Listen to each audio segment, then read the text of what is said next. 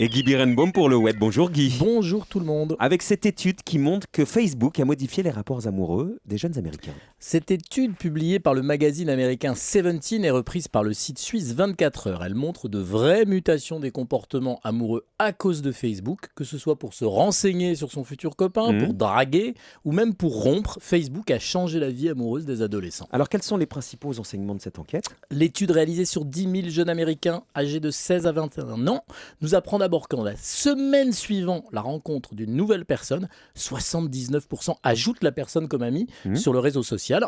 Ensuite, s'ils ont le béguin pour ce nouvel ami, 60% scrutent chaque jour le profil de leur bien-aimé, 40% déclarent même consulter la page de l'élu de leur cœur plusieurs fois par jour. C'est une addiction. Et il apparaît que s'ils se servent aussi de Facebook, ils s'en servent pour choisir leur prétendant. Et oui, c'est dingue, mais pour 43% des jeunes femmes américaines, le réseau social est un critère de décision. Ouais. Elles sortiraient ou pas avec un prétendant, simplement en fonction de son profil.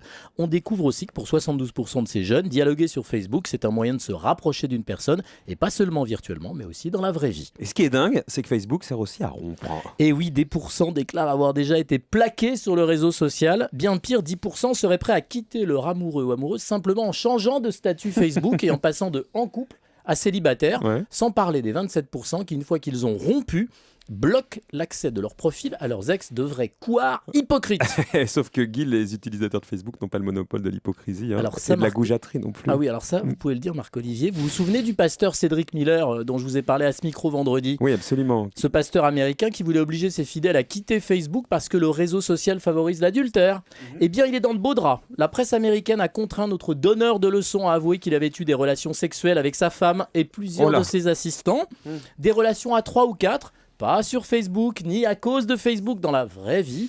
Le pasteur Miller est donc passé en un week-end de la position du missionnaire anti-Facebook à la position du démissionnaire, puisqu'il a proposé de quitter son église. Visiblement, il n'y a pas que Facebook qui bouscule les mœurs. Merci beaucoup Guy Birenbaum.